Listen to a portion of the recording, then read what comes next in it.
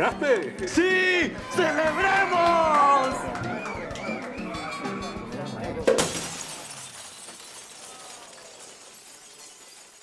¿Necesita un adelanto salarial SOS? Si recibe su salario con Davivienda, adelántelo en cualquier momento desde la app Davivienda El Salvador. Así de fácil. Davivienda.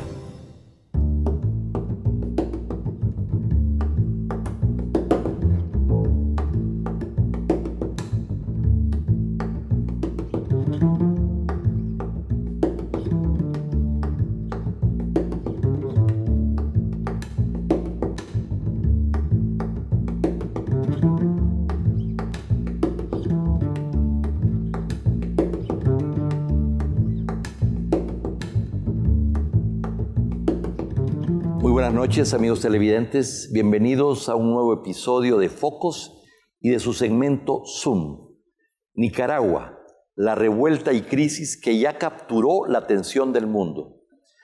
Hace 39 años, el 19 de julio de 1979, la vanguardia de la revolución, el Frente Sandinista para la Liberación Nacional, derrocó a la dinastía somocista de casi 5 décadas, ingresando triunfante a Managua e integrando la Junta de Gobierno de Reconstrucción Nacional liderada por Daniel Ortega Saavedra. En 1984, Daniel Ortega ganó las elecciones presidenciales y en 1989 fue derrotado electoralmente por Violeta Barrios de Chamorro, quien democratizó y reunificó a la nación nicaragüense. 18 años después, en el año 2007, Daniel Ortega, después de 3 intentos, regresa al poder sin la mayor parte de los líderes sandinistas que participaron en la gesta revolucionaria, apoderándose progresivamente de todos los poderes del Estado, eliminando a la oposición y creando una dictadura casi perfecta aliada al gran capital.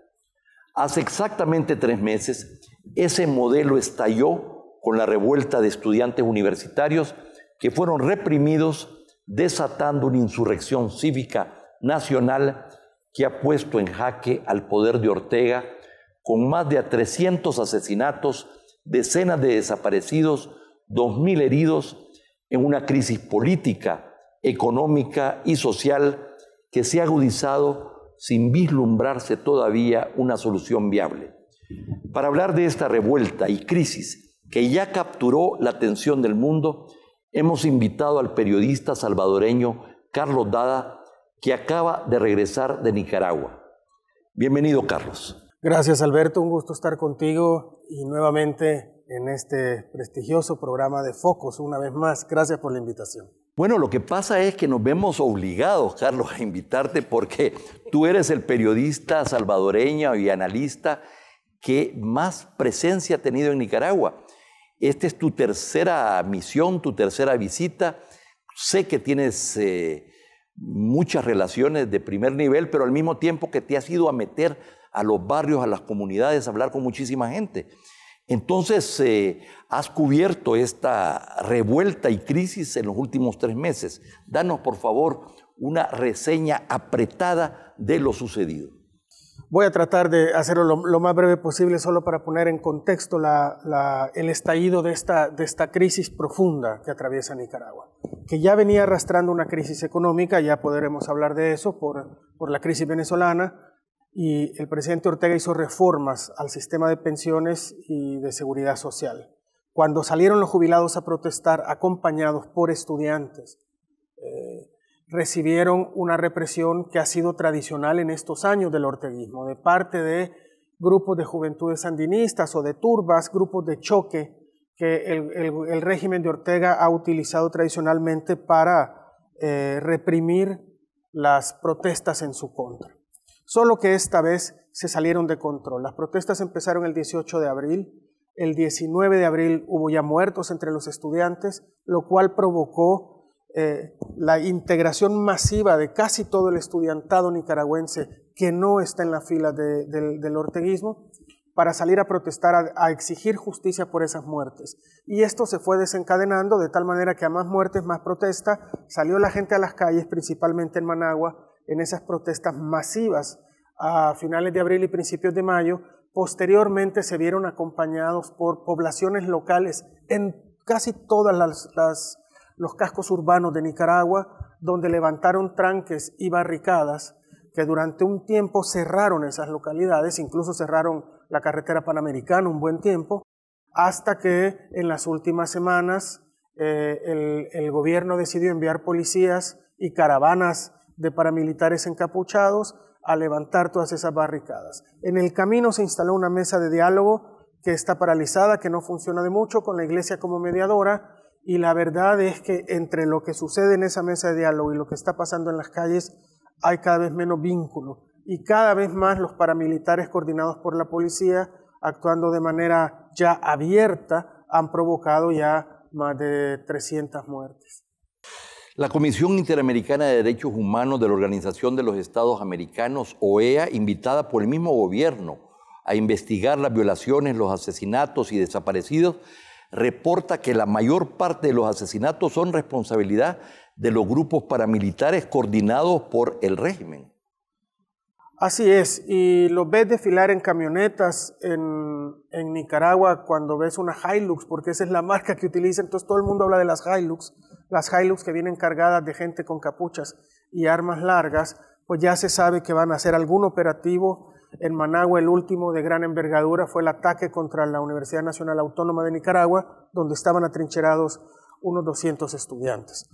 En el camino no solo hay muertos, Alberto, hay capturados de manera arbitraria que no son sometidos a un debido proceso. Se habla de torturas, la CIDH ha registrado torturas y todas las organizaciones de derechos humanos, y por supuesto más de 1.000, casi 2.000 heridos, y otros tantos, no tantos, pero algunos desaparecidos también. Hace muy pocos días, José Miguel Vivanco, el director para las Américas del Human Rights Watch, una de las organizaciones de defensa de los derechos humanos más prestigiosas, hizo las siguientes declaraciones.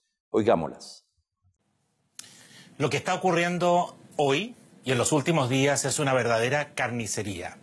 Yo vengo trabajando en derechos humanos en toda la región por más de 30 años. Jamás he presenciado una cosa de esta naturaleza.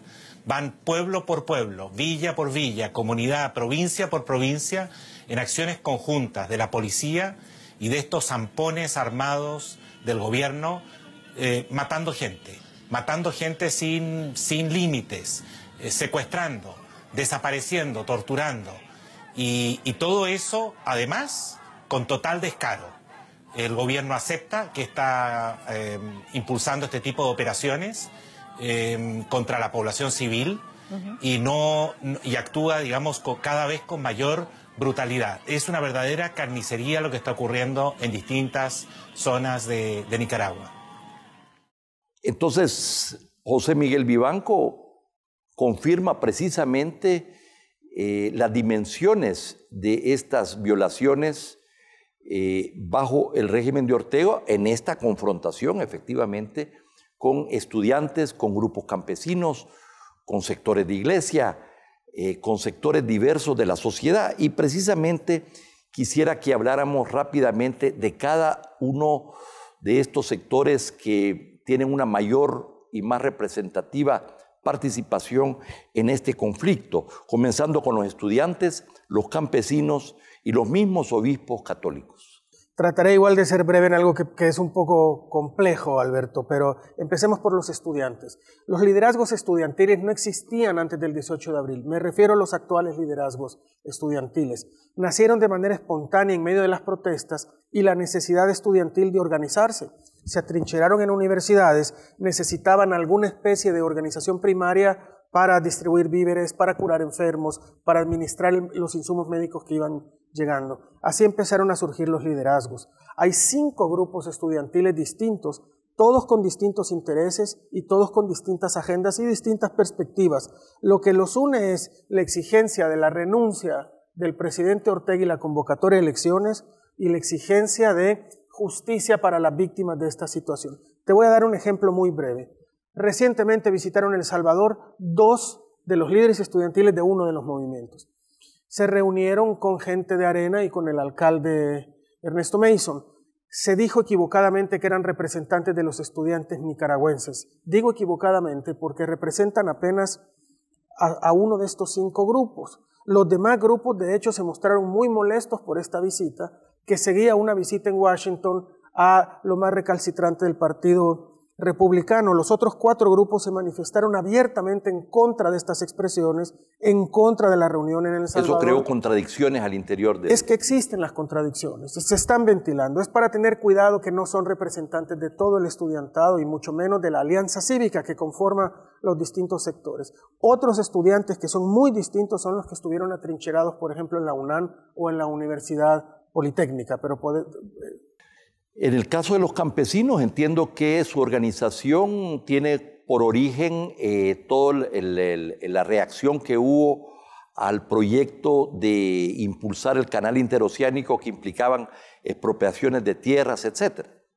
Bueno, sí, digamos que esos son los frentes campesinos con mayor tradición de resistencia y sobre todo con mayor organización y liderazgos visibles que han sido muy útiles en esta crisis. Son exactamente los grupos de campesinos que se organizaron para resistir a toda la amenaza de expropiación de tierras cuando se iba a hacer aquel famoso canal en Nicaragua. Hoy esos frentes campesinos son los más activos entre el campesinado para la actual resistencia contra el régimen de Ortega. Y por otro lado, la Iglesia Católica pareciera involucrarse cada vez más, movida en gran parte también porque todos los párrocos de diferentes lugares, de iglesias diversas, presionan a sus mismos obispos que han tomado una posición. Pero ahí pareciera que hay una contradicción entre lo que es el respaldo y las exigencias de los mismos obispos a que se respeten los derechos humanos y su rol mediador. Sí.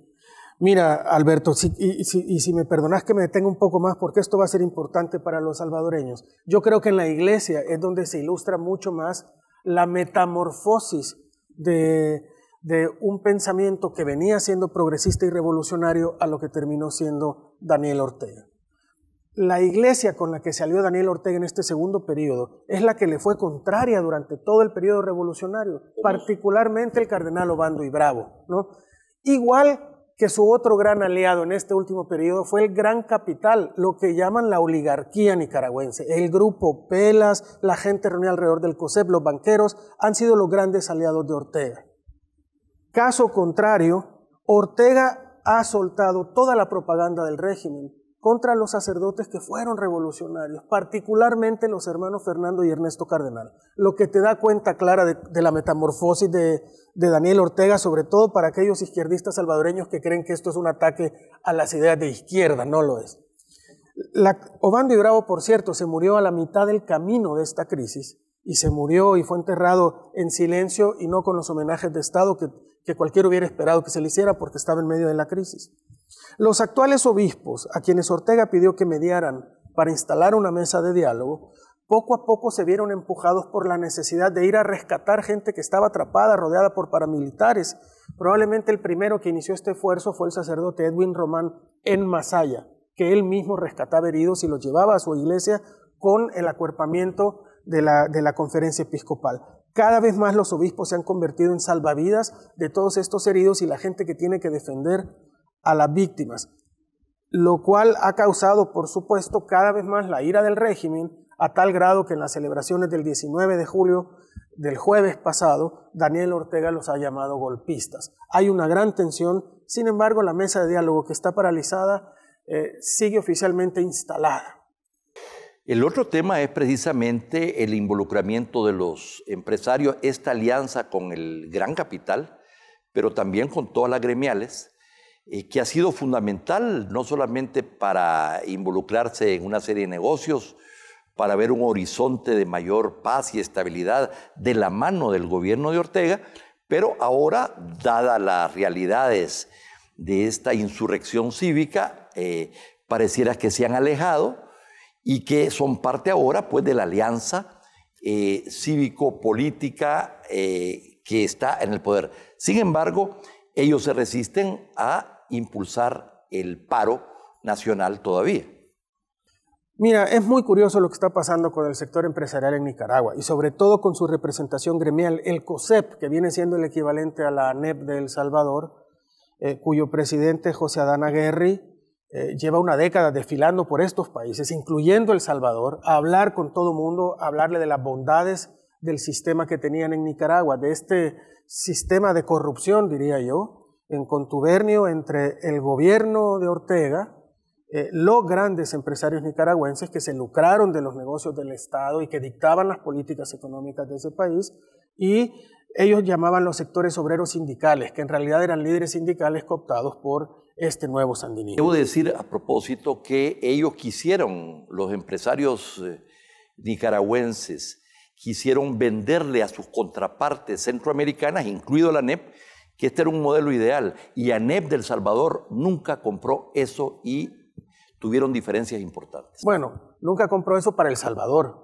pero es decir que nuestros grandes empresarios de aquí todos fueron a invertir a Nicaragua, a sabiendas de que eso mantenía ese régimen. Es decir, el temor a la izquierda, el temor atávico que han manifestado, cerval que han manifestado hacia la izquierda en este país, los grandes empresarios salvadoreños, se termina en el Golfo de Fonseca, porque no tuvieron temores para ir a hacer grandes inversiones a Nicaragua. Probablemente para un empresario el dinero manda por sobre los principios, y eso es lo que estamos viendo justamente hoy en Nicaragua, Alberto. Ninguno de los sectores sentados en la mesa del diálogo, a excepción del gobierno, está tan desprestigiado y tan deslegitimado como el sector empresarial. No porque los empresarios sean malos, sino porque no han relevado a esos liderazgos empresariales que fueron cómplices del sistema corrupto de Daniel Ortega durante una década. Bueno, el presidente del COSEP es evidente, pero sigue apareciendo entonces en la foto ahora como parte de la alianza, el señor Aguirre. Y sigue siendo el presidente del COSEP. Entonces, mientras no hayan estos relevos, digamos, de liderazgos empresariales,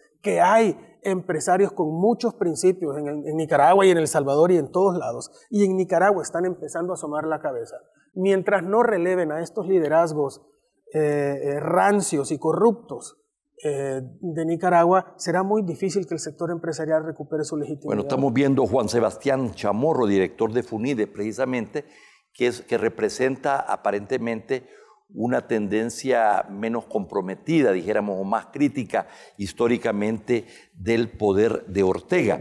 Te hago una pausa ahí para hablar de Juan Sebastián Chamorro porque es importante. FUNIDE es el equivalente de FUSADES aquí, el think tank del sector privado, digamos. Juan Sebastián Chamorro, el presidente de FUNIDE, ha sido uno de los pocos que desde el sector privado constantemente ejercieron sus críticas al régimen sandinista. Es decir, es alguien que en este sentido está libre de culpa y que tiene hoy el rostro limpio, digamos, para poder hacer esa crítica sin que eso signifique que de la noche a la mañana se volvió demócrata. Ha tenido credenciales, digamos, en estos años.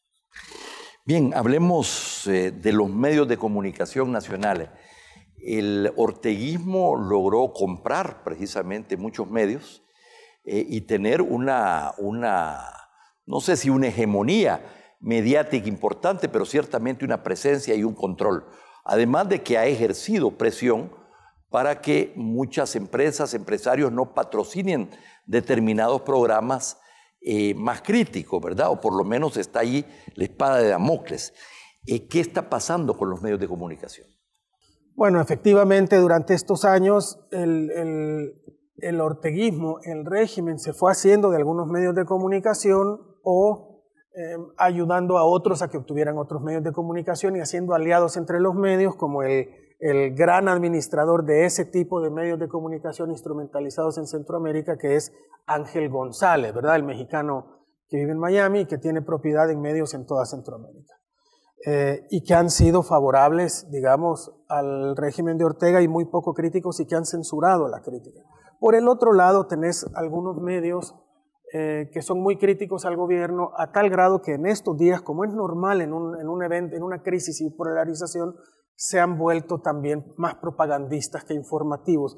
Hay pocas fuentes de información en las que confiar ahora en Nicaragua. Yo siempre me atengo a lo que dice la revista Confidencial de Carlos Fernando Chamorro porque lo conozco y sé que es alguien íntegro, que es muy crítico, pero que es alguien con la capacidad de aplicar un método periodístico. Pero entiendo que la prensa ha continuado su línea, pero ahora el Nuevo Diario también está reportando de manera mucho más objetiva los acontecimientos en Nicaragua. Correcto, y así como el Nuevo Diario, que ahora está siendo muy crítico al régimen, hay otros medios de comunicación, como un canal de televisión llamado 100% Noticias, que estaba absolutamente plegado a las políticas de Estado y ahora se ha volteado y es absolutamente contrario, digamos, ¿no? Hay un nuevo aspecto que es precisamente los medios de comunicación internacionales que tienen ahora ya una presencia. Vamos a hablar de esto, de este y otros temas cuando regresemos de este corte comercial. No nos cambien. Cambiamos el sentido de roaming para que signifique viajar, descansar, trabajar, salir, emocionarse. Porque ahora tenemos un continente conectado, con América sin fronteras, 16 países para hablar y navegar, con tarifa local desde Canadá hasta Argentina, incluido en los nuevos planes postpago 360 a partir del plan 40. ¡Claro que sí!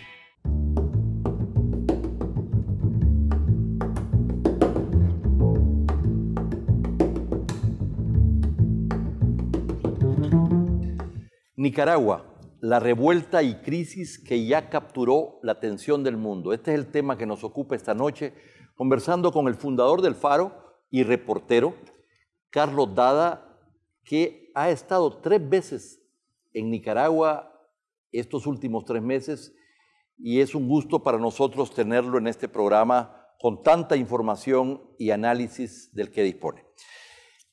Cuando nos fuimos al corte comercial, Carlos, estábamos hablando de los medios de comunicación nacionales, pero también los internacionales. Todo indica que ahora sí, de nuevo, el mundo le está prestando atención a Nicaragua. Están los corresponsales de los principales medios, periódicos internacionales, televisiones, y además la prensa de Estados Unidos ya está en Nicaragua.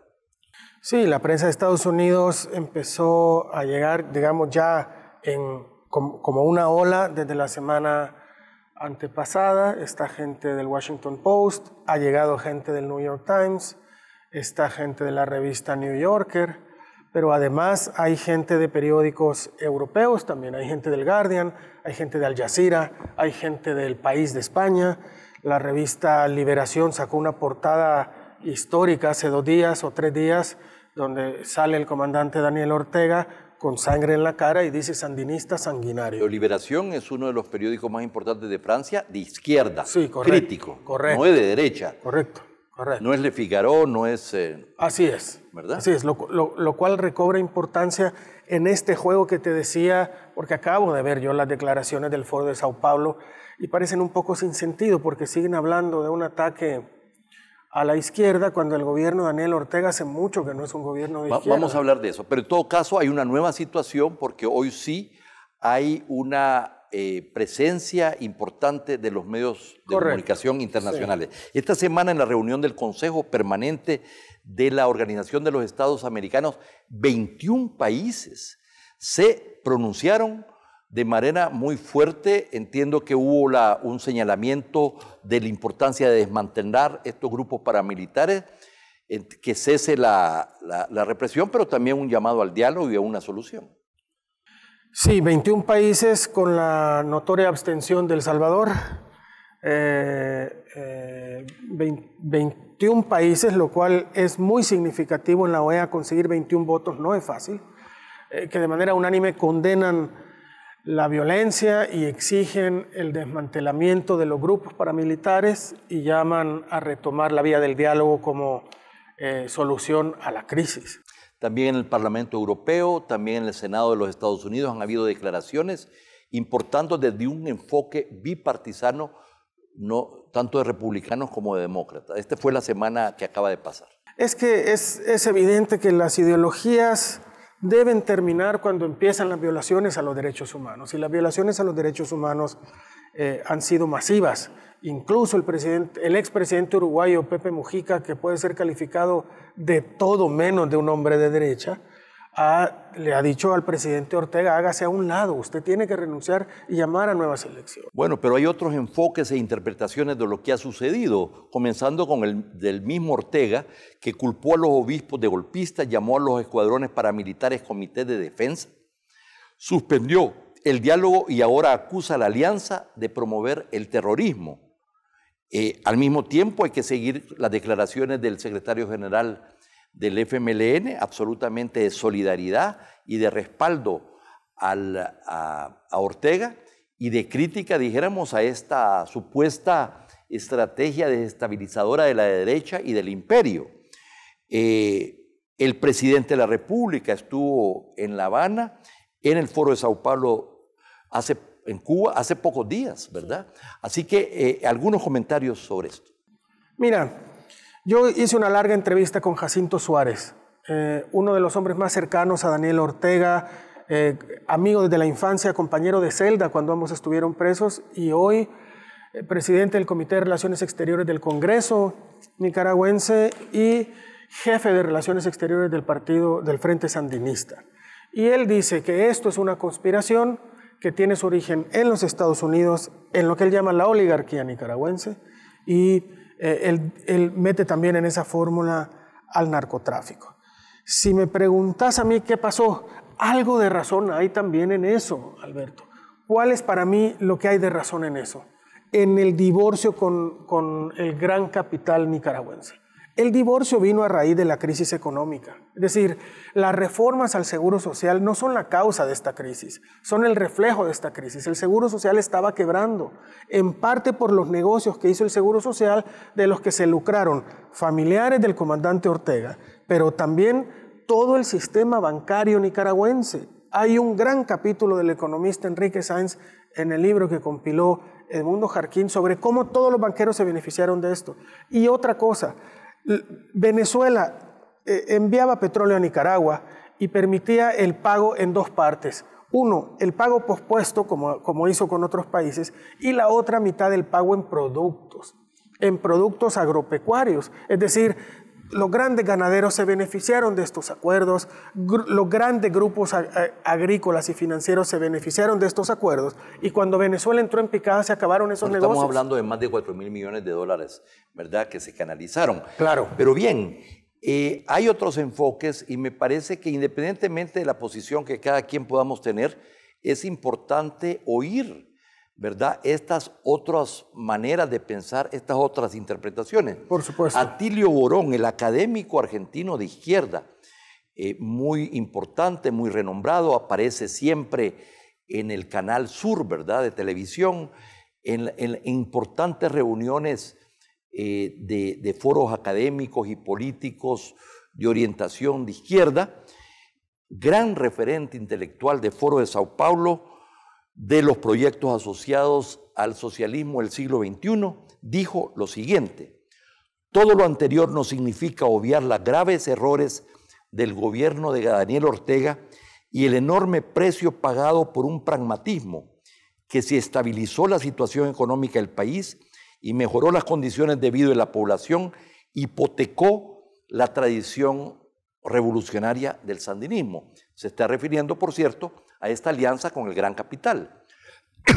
Pero el pacto con los enemigos siempre es volátil y transitorio, y ante la menor muestra de debilidad del gobierno y ante un grosero error basado en el desprecio por la opinión de la base sandinista, aquellos se lanzaron con todo su arsenal a la calle para voltear a Ortega. Trasladaron buena parte de los mercenarios que protagonizaron las guarimbas en Venezuela a Nicaragua y están aplicando ahora en Nicaragua la misma receta de violencia y muerte que se enseña en los manuales de la CIA, de la Central de Inteligencia Norteamericana. Conclusión: la caída del sandinismo debilitaría el entorno geopolítico de la brutalmente agredida Venezuela y aumentaría los chances para la generalización de la violencia en toda la región. Esta interpretación es una interpretación y una crítica también a Daniel Ortega desde la izquierda, que comparte mucha gente al interior del FMLN y de todas las organizaciones de izquierda consideradas por ellos mismos revolucionarias. Mira, Alberto, algo de razón hay ahí. Es decir, lo que yo te quiero decir es que las cosas casi nunca son blanco y negro. Siempre hay matices y los buenos no son tan buenos. Y en este caso, depende de a quién le preguntes, los de su bando son todos absolutamente buenos y los otros son absolutamente malos. Ciertamente Estados Unidos tiene un gran interés en desestabilizar Nicaragua. Ciertamente lo tiene. Eso no hay ninguna duda y está aprovechando esta situación. Eso no justifica lo que está haciendo Daniel Ortega. Vos como sociedad decidís qué clase de gobierno querés. Los nicaragüenses decidieron desde el triunfo de Violeta Chamorro que ellos querían vivir en democracia. Daniel Ortega nunca ha dicho que no quiere un gobierno democrático. Los empresarios nicaragüenses nunca han dicho que no quieren un gobierno democrático. Ningún nicaragüense ha dicho que no quiere un gobierno democrático. Sin embargo, tienen 10 años sin vivir en democracia, porque la democracia requiere independencia de poderes. Daniel Ortega controla absolutamente todos los poderes en Nicaragua. No hay independencia de poderes. Bueno, muchos te van a decir que ganó las elecciones limpiamente y si hubieran de nuevo elecciones las volvería a ganar. Ganó las elecciones con un presidente del Consejo Electoral que le descubrieron un palacete de 9 millones de euros en Madrid. Ganó las elecciones con ese Consejo Electoral que proscribió a la oposición política. Ganó las elecciones con reformas constitucionales pasadas por un parlamento electo así, que le permitía perpetuidad al comandante Ortega. El comandante Ortega ha politizado la mejor policía de Centroamérica, ¿no? La mejor policía, la policía comunitaria nicaragüense, herencia, por cierto, de la revolución sandinista, hoy es una policía que coordina a bandas de encapuchados y caravanas de la muerte que atacan a la población nicaragüense. Esto es lo que ha hecho durante 10 años el gobierno de Daniel Ortega en contubernio con los empresarios nicaragüenses. Bueno, y con una parte de la Iglesia Católica, que no se nos olvide eso. Controla el Poder Ejecutivo, el Legislativo, el Poder Judicial. Correcto. El Poder Electoral. Así es. Y buena parte de los medios de comunicación social. Estamos hablando de lo que yo llamo una dictadura casi perfecta y son estos agravios acumulados, como dice Edmundo Jarquín, después de una década, los que estallaron finalmente. Pero hablemos muy rápidamente de la situación económica, social, pero también de la situación financiera. Las estimaciones de crecimiento del PIB, del Producto Interno Bruto, antes de esta crisis, eran de 4.9% en términos de la proyección. Ahora se está hablando ya que esto ha caído en 3.8%, la proyección actual es de 1%, si la crisis, si la confrontación terminara ahora. Pero si continúa, los economistas están previendo una caída del 5.6%, es decir, si le agregas a esto el 4.9%, estamos hablando de una caída acumulada de más de 10 puntos del PIB, que es enorme, ¿verdad? Equivalente a 1.400 millones de dólares de pérdida. Pero por el otro lado, se está hablando ya de que 131,000 personas han sufrido la reducción de su nivel adquisitivo y se está hablando además de que unas 215,000 personas han perdido sus empleos, ¿verdad? Y que mucha gente está ingresando, dijéramos, la línea de pobreza para un país que lideraba la pobreza ya en Centroamérica. Es decir, las consecuencias económicas, sociales y financieras de esta crisis son muy grandes, sin hablar del retiro ya de los bancos, del sistema financiero, de los depósitos, que entiendo que ya supera el 20%, con una tendencia creciente. Y además una caída en uno de los principales rubros económicos de Nicaragua, que es el turismo. Ya no hay turistas. Y además, toda la gente que trabaja en el área turística te dice, incluso si esta situación se arreglara mañana, que no se está arreglando mañana, el turismo estará caído durante algunos años, porque habrá que recuperar la imagen y el clima de tranquilidad que transmitía Nicaragua y que hacía que un montón de gente no venía a Honduras ni a El Salvador ni a Guatemala por la inseguridad y se iba a Nicaragua, un país que no solo es seguro, sino que más es hermoso. La proyección del número de turistas para este año estaba proyectada en 1,000,000 de personas. El New York Times y muchísimos periódicos del mundo anunciaban a este paraíso que es Nicaragua. O sea, las consecuencias son muy grandes. Lo que significa que cuando uno avanza en términos de desarrollo económico, pero si esto no va acompañado de democracia e institucionalidad en el siglo XXI, llega un momento, ¿verdad?, que la crisis política va a arreglar cuentas. La crisis política arregla cuentas y esto tiene consecuencias en la crisis económica. Si hoy querés ver nicaragüenses en la calle, andate a las oficinas de migración en Managua. Las colas de gente intentando sacar pasaporte para poder salir del país son enormes. Solo en Costa Rica hay más de 6.000 solicitudes de asilo político, de refugio, ¿no? Gente huyendo de la crisis. Y esto solo tiene 3 meses, ¿verdad? Somos economías muy frágiles, muy endebles. Y si esta situación se prolonga, esto es un desastre económico, social, para Nicaragua, pero también con sus efectos ya en el resto de Centroamérica. Sí, correcto. Esto afecta a toda la región y si querés volvemos a la parte política y a lo que yo digo que hay que tener mucho cuidado de a quién se le pide ayuda para solucionar los problemas, que no se nos olvide que al lado de Nicaragua hay un país con un régimen que cada vez se parece más, que es el de Honduras, con un presidente que cometió fraude y que ha sido puesto ahí por Estados Unidos. Hay que tener cuidado a quién le pedimos ayuda.